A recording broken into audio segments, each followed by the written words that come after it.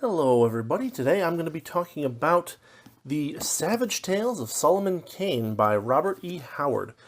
Now, this book is a collection of all the Solomon Kane works that we know of. I think that's what it is. The first Kane tale was published back in 1928, and Robert E. Howard probably wrote the last one in and around 1932, about when he started writing Conan instead.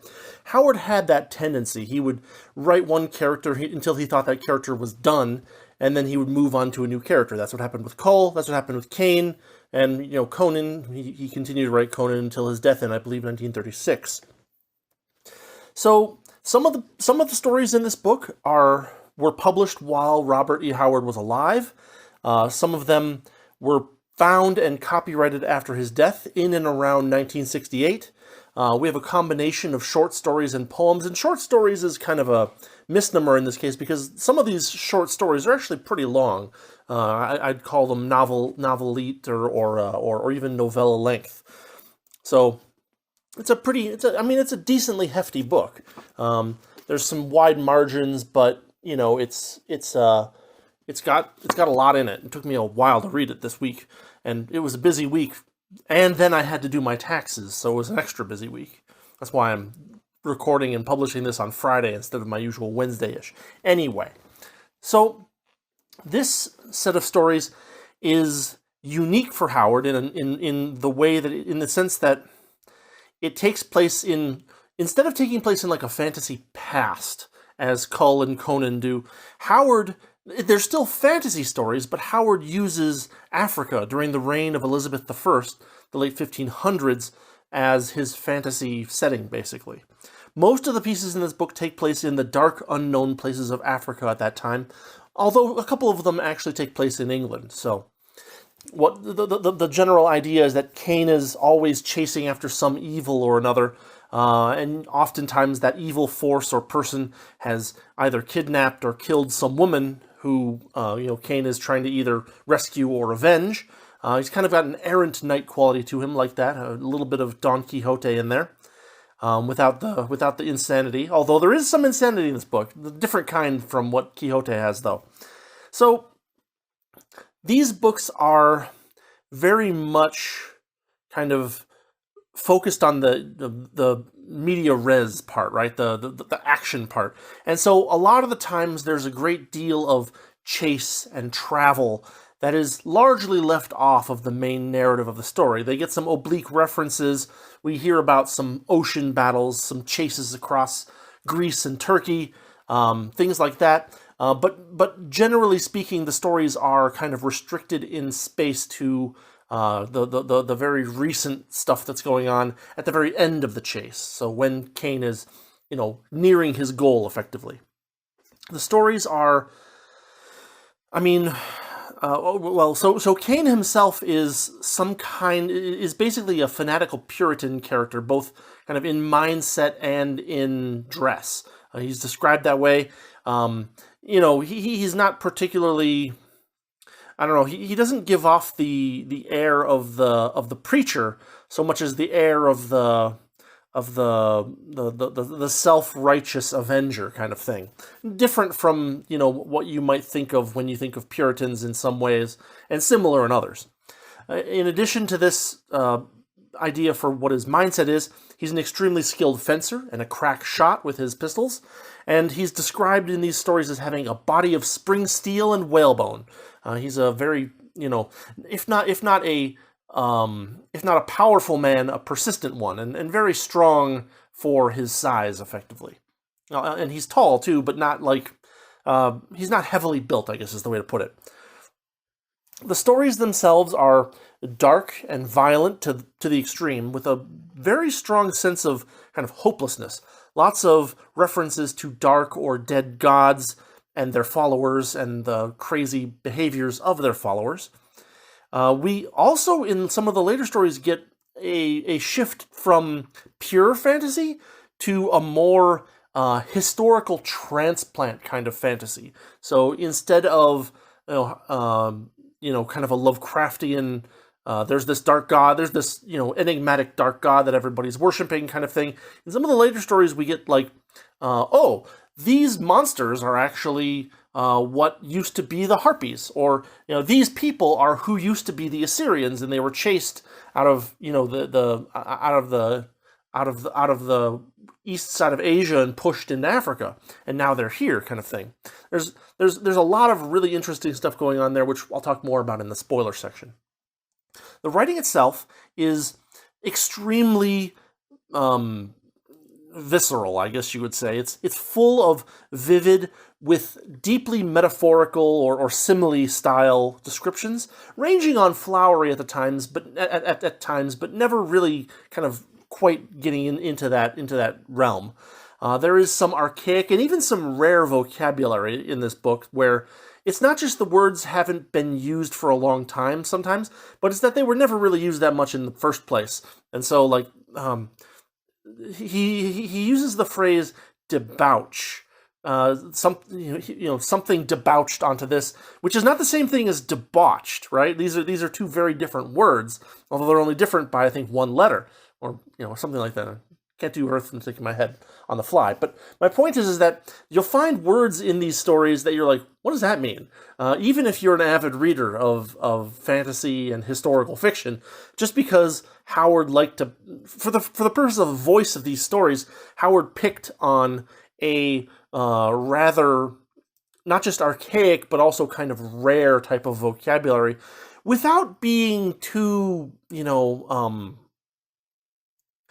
too dialectical, I guess you could say. There's some mild patois, but nothing too harsh or too difficult to understand. It's just these occasional words pop up that you're like, I haven't ever seen that word before. I can guess what it means from the context very easily, but if someone just handed this word to me, I would be looking for a dictionary, and probably an old and unabridged dictionary, because these are words that even people didn't use very often back in the day. We get a lot of descriptions of Kane's state of mind. They're very fiery, very righteous, very black and white, good and evil. We get a lot of dialogue in these stories.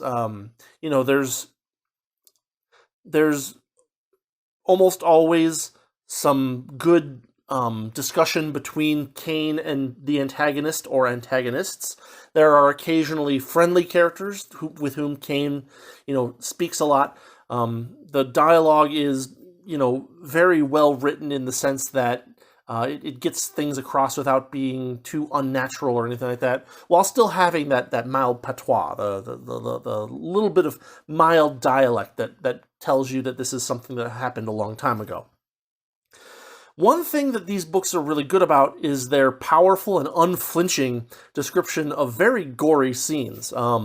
There's just a ton of blood and guts, and there's even a point where Solomon Kane is fighting with this thing, and the book is like, yeah, but like, I'm not gonna do it justice, but the book is like, Howard is like, half of his scalp was hanging off. It's very graphic for the violence, and the combat in the stories is often described and written in a way that is both frantic and very violent at the same time.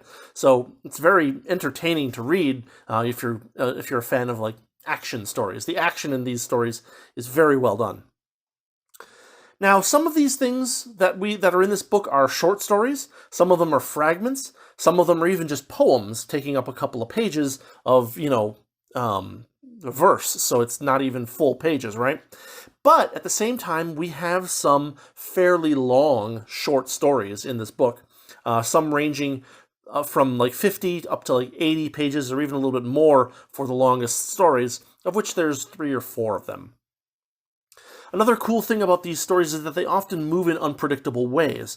The obvious case would be that a dark magical thing does something unexpected, or something that is, opposed to what it was thought it was going to do. But then there's a lot of madness and misunderstanding in these stories as well.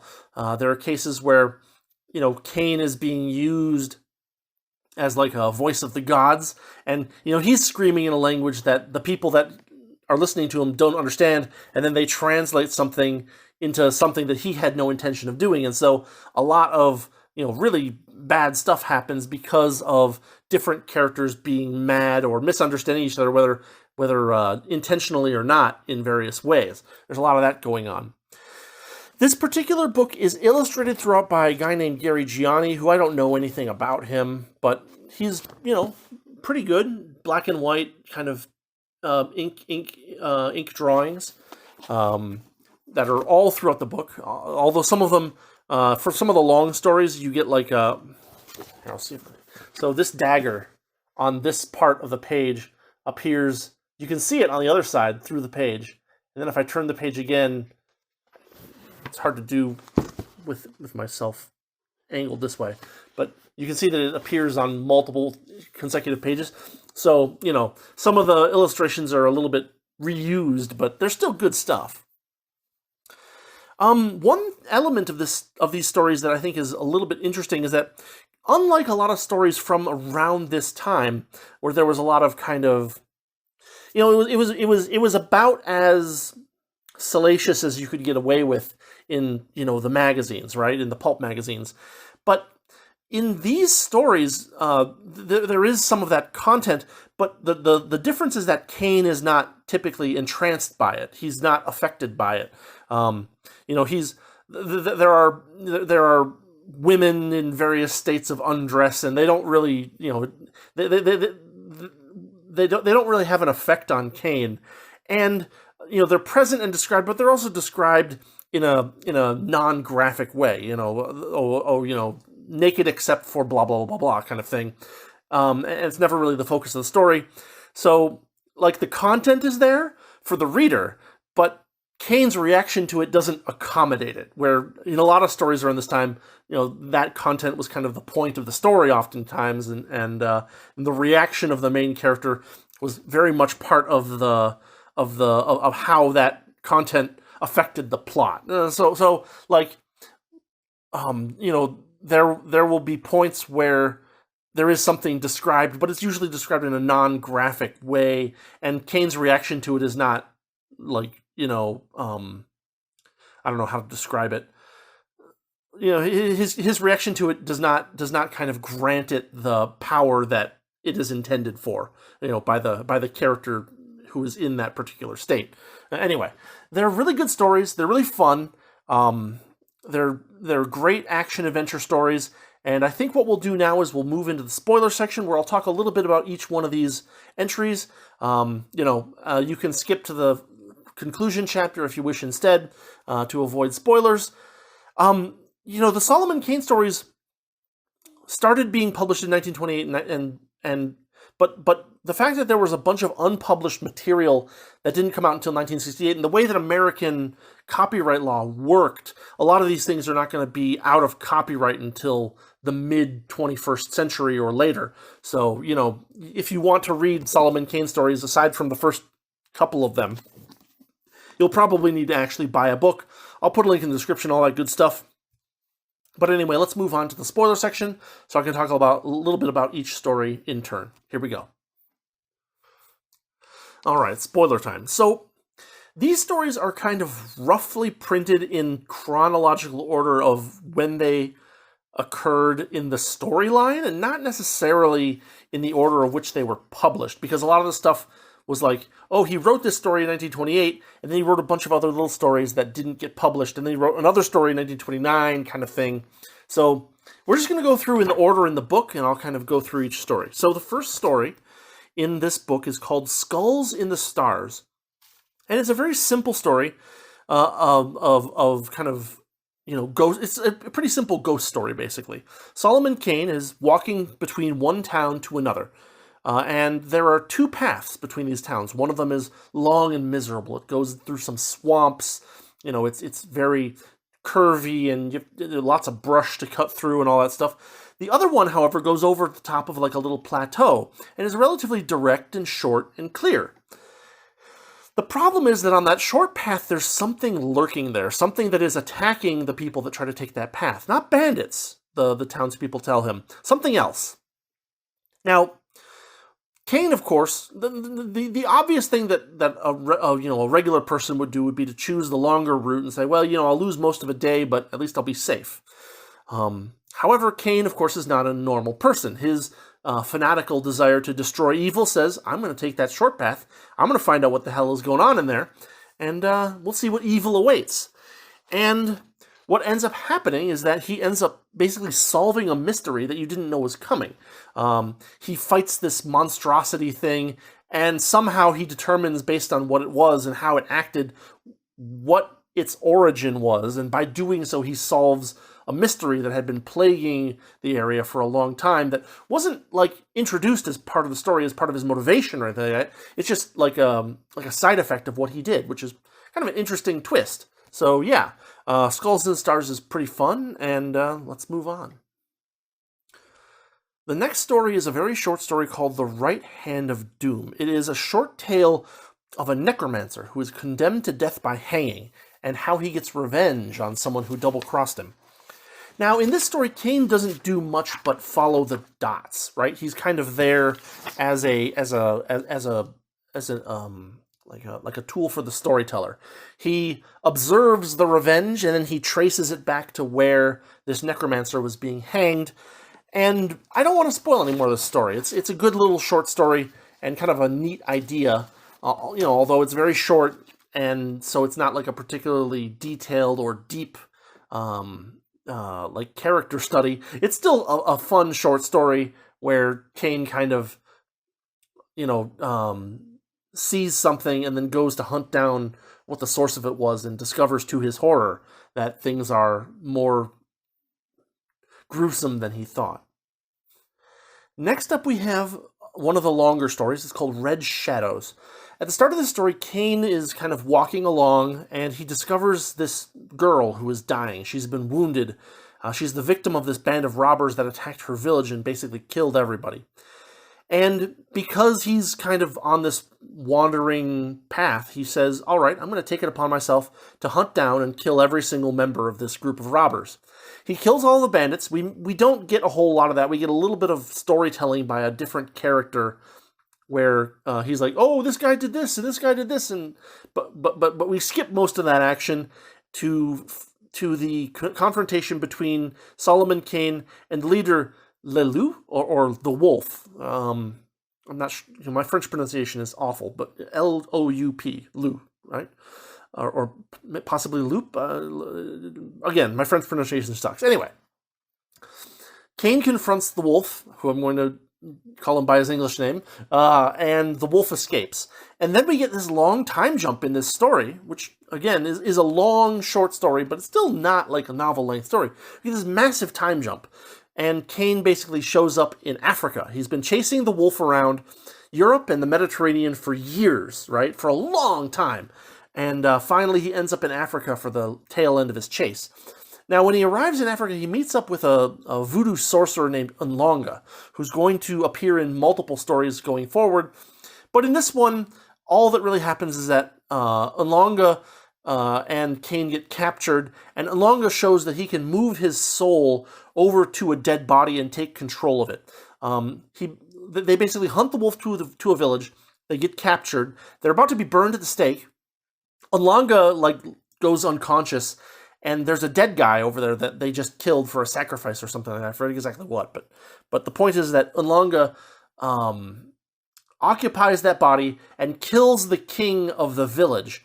And now the wolf was kind of the second in command of that king, and so the death of the king gives Kane and Nlonga a chance to escape.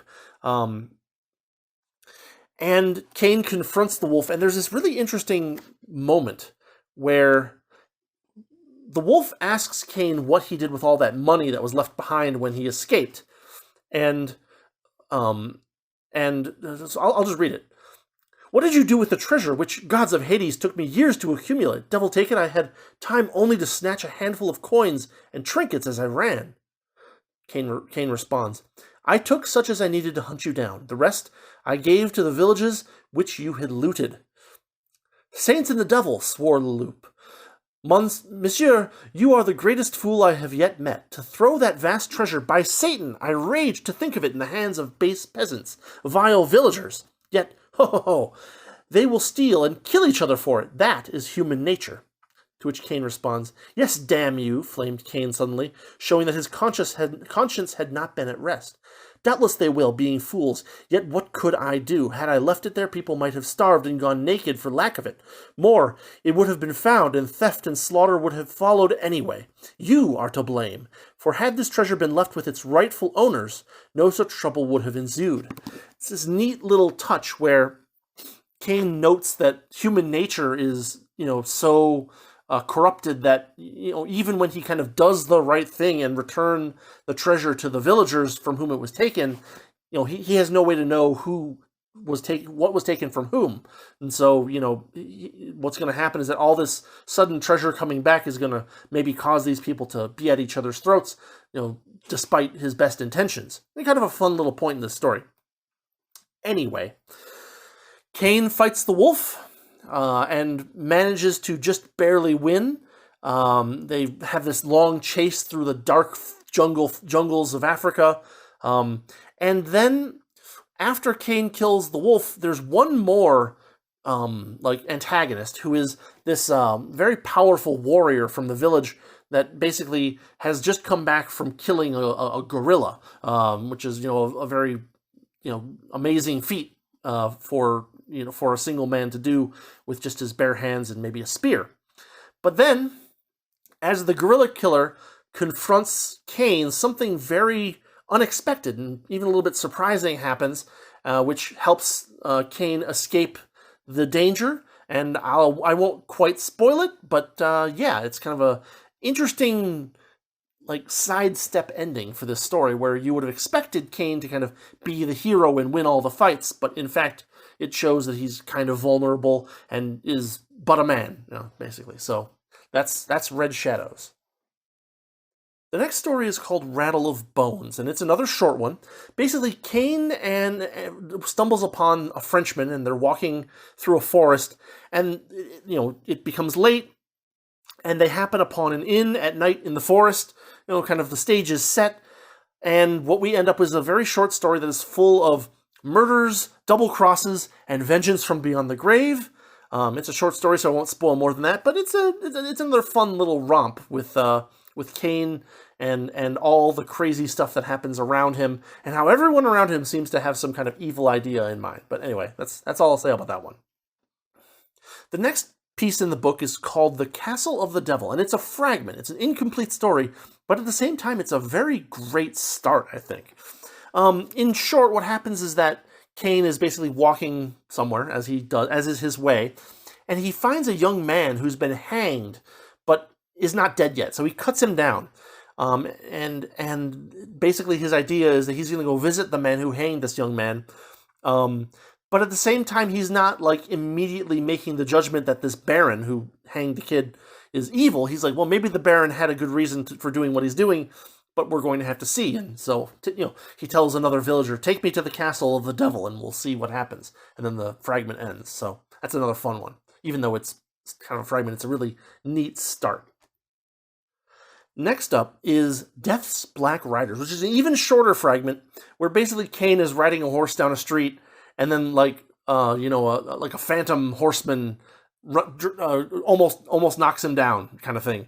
And it's an even shorter fragment than the Castle of the Devil, but all it really is setting kind of a neat idea of an encounter that Howard apparently never did anything with. So there's that one. Next up is The Moon of Skulls. This is another long piece.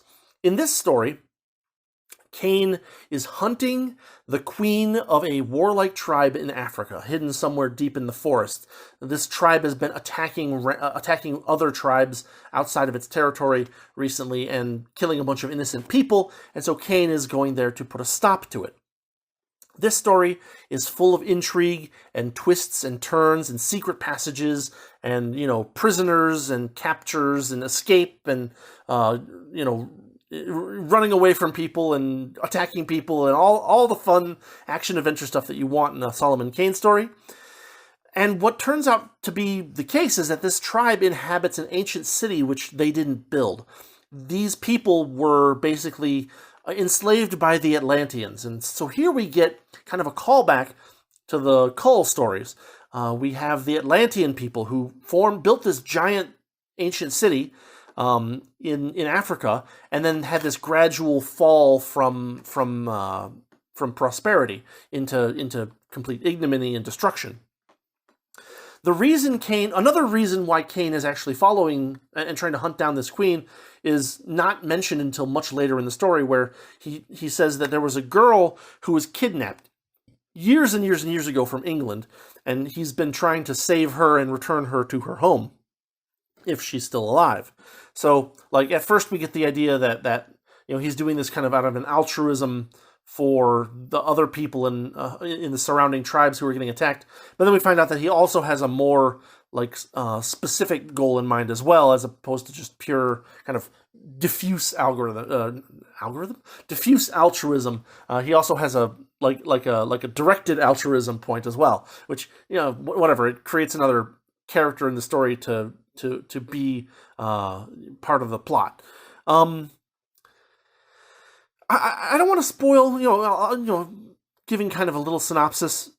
Once Kane discovers this girl who is still alive, there's a bunch of stuff that happens. He actually meets up with the last Atlantean priest, who there's this whole thing going on about these rituals that the Atlanteans had, and then they got all these slaves to help them do the rituals, but they didn't tell the slaves the details of the rituals, and so what ended up happening was that the slaves kind of overthrew the Atlanteans and either imprisoned them or enslaved them back.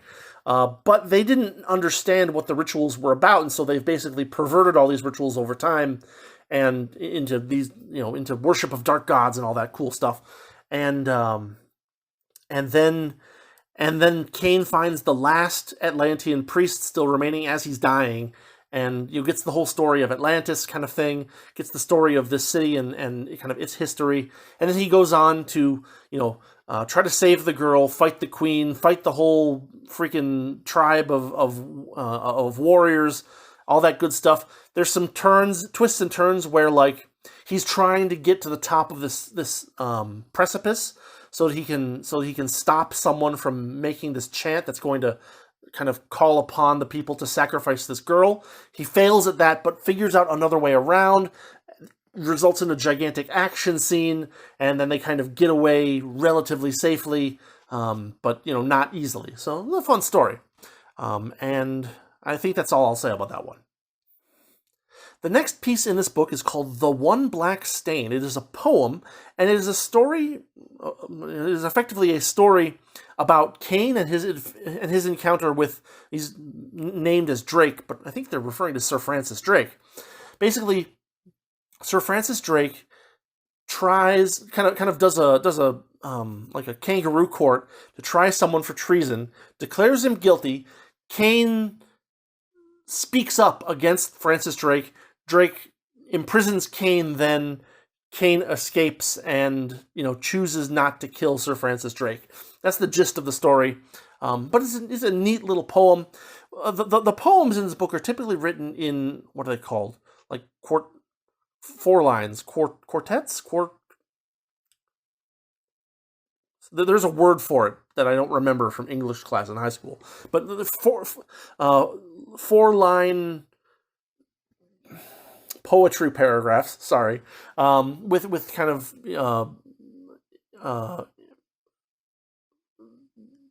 double line rhyming scheme. So it's just kind of very simple, basic, but very well done poetry to tell a short little story in an interesting way. So it's kind of a fun little thing to read.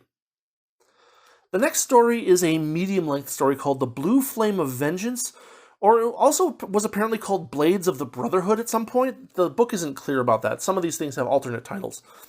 But basically, Kane doesn't even appear for the first third of this story. It turns out that Kane is on the trail of a crime that happened in England, and so he's trying to find the guy in England who committed the crime. But actually, the first third of the story focuses on a guy named Hollister and his duel with a noble named Sir George Banway. Hollister wins the duel, but because Hollister is a commoner and Banway is a noble, they stop the thing before Hollister can kill Banway, and then Hollister is then told, hey, Banway kidnapped your fiance, and that kind of gets him into the whole story. It turns out that Banway is working with pirates. He arranges for Hollister and his fiance to be killed. He basically tricks... I mean, he kidnaps the fiance, then tells a guy to pose as a friend to Hollister to tell him that Banway kidnapped his fiance, and then bring Hollister into a trap. It's actually a neat little scheme there. And basically what happens is that Kane appears and saves the day. He fights the pirates, and he fights Banway for revenge, because it turns out Banway was responsible for the death of a girl several years ago. One cool thing about this story is that we get this brutal fighting scene all in like a dark basement at night. The candles get knocked over, the lantern gets put out, and everybody's fighting in the dark. And we get a pretty neat scene of of blind fighting, basically, with Hollister and Kane as well as the bad guys. And then we end up with kind of the bad guy tries to escape. They have to chase him, yada yada yada. Standard action adventure kind of conclusion and fun stuff. So yeah, that is the Blue Flame of Vengeance. Next, we have The Hills of the Dead, where Kane is back in Africa, and this is a story that starts out with Kane meeting with Unlonga, and Unlonga gives him like this magical staff. And Kane initially thinks this staff is like some kind of voodoo magic thing, but in fact, the staff is actually much older than voodoo magic. So Kane is kind of wandering around Africa aimlessly, and what ends up happening is that he ends up stumbling onto an area that's plagued by vampires, or effectively vampires. And that staff that Unlonga gave him turns out to be a powerful weapon against the vampires. It is a story with some fairly straightforward action-adventure kind of good stuff, and then a lot of dark magic that, is also kind of fun to listen, fun to read. So that's The Hills of the Dead. All right, next we have The Hawk of Basti, which is another fragment. Basically, Kane is wandering around Africa, and he meets an old friend on the run. Now, this friend had been king of an African village, but he was removed by a coup by a magician. This former friend of Kane, goes by the name of Hawk, and I forget his whole name, but he's Hawk. He convinces Kane to help him get his throne back. And so the story ends basically with Kane and Hawk having this first encounter with a bunch of the villagers that are acting on orders from the sorcerer, and Hawk gains their support again by basically scaring them with his gun. Now, the story basically ends there, but the question about this one that I find most interesting is, like, where would this have gone? Would Kane have been betrayed by Hawk? Would he have would the village have been the betrayers? Would they fight the magician? Would there be some cool, interesting magic going on there? No idea, because the story was never finished, but that's Hawk of Basti.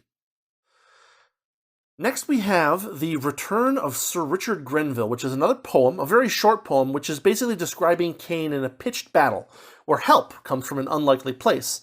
Kind of a neat little action ghost story all at once, in the form of a poem, which is kind of a neat little thing, but not much else to say about it. Next, we have another long story called Wings in the Night. In this story, Kane stumbles onto a village that is being plagued by these flying man-bat monsters. The people of this village are being slowly killed because they're being forced to sacrifice themselves once a month for the pleasures of these man-bat creatures. Kane, as he's walking around the area, kills one of the flying creatures, and because of that, because his ability is so great, his presence in the village actually keeps the monsters away for some time. However, eventually the monsters kind of lose their fear and return, and they basically kill everyone in the village except for Kane. Now, this makes Kane basically go completely mad, and he basically makes plans to exterminate all the monsters by by building this very well-fortified hut. And then he tricks them all to go into it, sets it on fire, bars the door, and watches them all burn. But the cool thing about this story, and the thing that it's starting out that will be a thing through the future stories later in the book, is that he realizes that these creatures are actually the remnants of the harpies that were driven out of Greece and Rome and the Mediterranean area by in Greek myths. And so, like, the Harpies were basically attacked by, I think Jason, the Argonaut, right, is one of the people in which a story where he fights off the Harpies, and they basically flew south to Africa and kind of continued to live there in the dark jungles of the unknown after they had been banished from, Europe and the Mediterranean Sea. And so it's kind of a fun story. A lot of gore. Kane going nuts is really fun, and really... I mean, the thing about these stories is they were all written in, like, a 4-year time span. So it's not like, there's, like, some massive, like, gradient of skill as the stories go on, right? I didn't find it particularly easy to distinguish, like, some kind of amazing technique differences from the early stories compared to the late stories. And hell, I might not have even read them in the chronological order of their writing because of the way that they're arranged in this book. But, like, this is where we get, hey, these monsters that Kane is fighting are actually a real thing that was in, European mythology previously and were thought to be destroyed, but actually they're still living here in the secret dark forests and jungles of fantasy Africa. So kind of a neat idea that Howard is going to push forward into later stories. Next up is The Footfalls Within, which is another fairly short story. Kane is on the trail of a bunch of Arab slavers, and his idea is that he's going to try to free the slaves before they can be put onto a boat and taken away. But what happens is that there's this confrontation. A girl falls down, and they're about to basically brutally kill her. And Kane kind of knowing... Kane is impulsive, basically. And so Kane basically kills the guy with a skinning knife before he can start skinning her. But of course, by doing this, he reveals his position. He doesn't have a good tactical, setup. And so, he's eventually beaten and captured. They march for about a day, but what happens after about a day's march is that they find this strange mausoleum. And the slavers, being arrogant, are eager to open up this mausoleum and see if there's any gems or gold or riches inside. And when they do this, it turns out that they actually release this monster. It's kind of described as like kind of this fog creature kind of thing. And only Unlanga's staff can kill this monster. So Kane manages to get the staff, manages to kill the monster. By doing so, by this course of events, all the slavers get scared and run away. And so he frees the people that he's trying to free, which is good. But again, what we end up with is a very neat idea that, in the biblical stories, King Solomon drove away a bunch of demons at one point, or that's kind of what Kane says in the story. And Kane theorizes that the demons were not destroyed, but were actually driven west into Africa, and so that's what was trapped inside this strange mausoleum. And so that's The Footfalls Within. A shorter story, but still kind of neat and fun, and kind of a neat combination of like, kind of almost a cosmic horror, Lovecraftian kind of feel with like actual references, whether they're real references to the Bible or not, still kind of like, oh, this is written in the holy books of blah, blah, blah, blah, blah, kind of thing, which is kind of a neat touch. So that's The Footfalls Within. The next piece is called The Children of Asshur, and it is a medium-length story. It is the last, like, prose story in the book. It is Kane on the trail of some guys who basically raided a village. He's chasing them down, and, of course, he gets captured, and he's taken this massive ancient city. It turns out that the occupants of the city are descendants of the Assyrians, who were chased west by Indo-Iranians and, I looked this up. The end of the Assyrian Empire was somewhere in like a few centuries BC. So other groups came and the Assyrian Empire collapsed. But Howard says, oh, they moved west into Africa and they built another great city for their empire. And this is what Kane has stumbled upon. This is the story I mentioned during the first part, that Kane is basically used as a voice of the gods. No one can understand him. He can't understand anybody, pretty much. There's a little bit of like, oh, this guy knows a river language that I can kind of speak.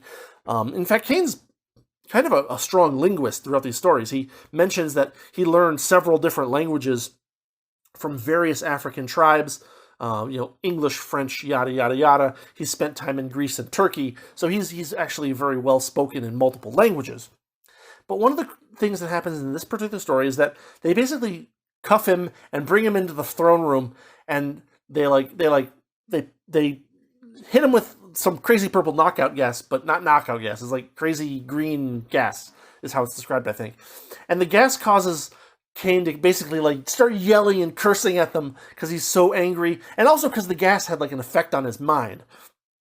And then they bring him back to his cell, and he looks out the window, and there's a bunch of people outside, all the way down. He's in like a tower, and he's like, "What are they doing?" And the guard is like, "Well, I mean, you did tell them to skin this particular guy." And he's like, "No, what?" And so, it would be comical if the results weren't so dark, right? But the king is basically using the people's inability to understand Kane to translate what he's saying into like some kind of an oracle, telling him to do things that are helpful for his tyrannical rule. Kind of a neat idea. The rest of the story is mostly about Kane trying to escape this jail once he realizes what he's being used for. On escaping, he saves a woman from a pouncing tiger or lion or something like that. And then the story ends in a very kind of cliffhangery way, where a man who is like the leader of a platoon or a group of soldiers basically hands Kane a weapon, and Kane accepts it. He's like, "I'm not sure if I was culturally supposed to accept it or refuse it, but I felt better with a weapon in my hand." And then it's kind of like, it doesn't talk about Kane getting out of this village, not village, but out of this city or anything like that. The story just kind of ends there, and that is the end of the Children of Asshur.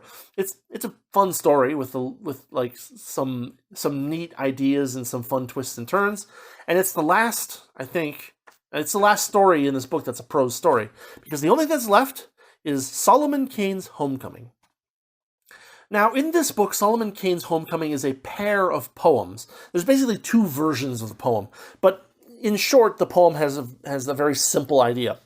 Kane returns to Devon in England, where he's from, and he kind of sits down at a bar or a tavern and says, "I think I'm finally done. I think I'm going to stay." And he kind of briefly reviews his adventures, talks a little bit, one or two lines about each one of the big stories that we've seen so far. And then the wanderlust returns. He gets up, he walks out of the city, and, is never seen again, kind of thing. So that's Solomon Kane's Homecoming, and it is a temporary homecoming, as it always is with Solomon Kane. And that's the last story in this book, so let's move on to the conclusion.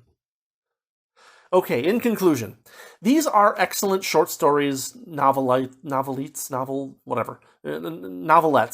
that's the word, novelettes and novellas.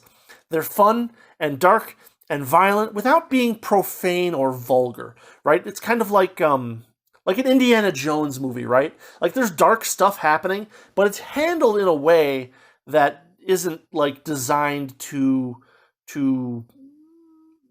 be necessarily, vulgar or profane.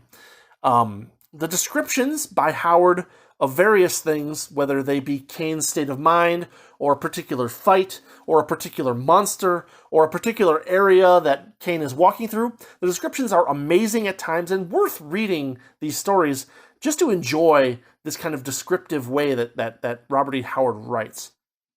The poetic elements, the use of poems, both as like chapter headers for stories and just pure poems as stories about Solomon Kane, are interesting and neat, and they're well done, and they're reminiscent of kind of that old epic style, right? All these old epic stories were often poems because the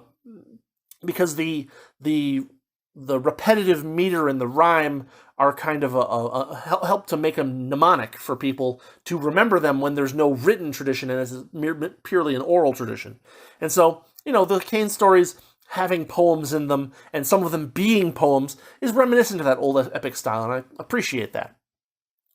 The later stories introduce this very good and fun method of taking an old local myth, right, some European myth, and then turning it into a real present danger somewhere else, which I think is a fun way to kind of, mess with, to revive old ideas and give them new life in a new story, and to also kind of help the reader have a better idea in their heads of what is actually happening, right? You know, if he says that the man-bat monsters in one particular story were once called harpies, you get a more clear image in your head of what they look like, which is helpful and useful. And, you know, my closing thought is that I haven't read a lot of Conan. I probably need to read more Conan. But I think I like Kane as much as, and possibly more, than the Conan that I've read. It's got better, it's more poetic. It's got these very vivid descriptions. It's got, like, very frantic descriptions of combat that are very fun to read and exciting. And it's more grounded in the sense that it's all happening in the modern-ish, you know, late 1500s isn't modern, but you know what I mean. It's happening in the real world, so to speak, but with enough of a touch of the fantastic to be new and interesting and but still remain somewhat grounded. So this has been a long video. But yeah, thanks for sticking around if you have made it all the way here. I appreciate it. Thanks for watching. Thanks for listening. The Savage Tales of Solomon Kane. Fun stuff, and I hope you will check it out if you get a chance. Have a good one.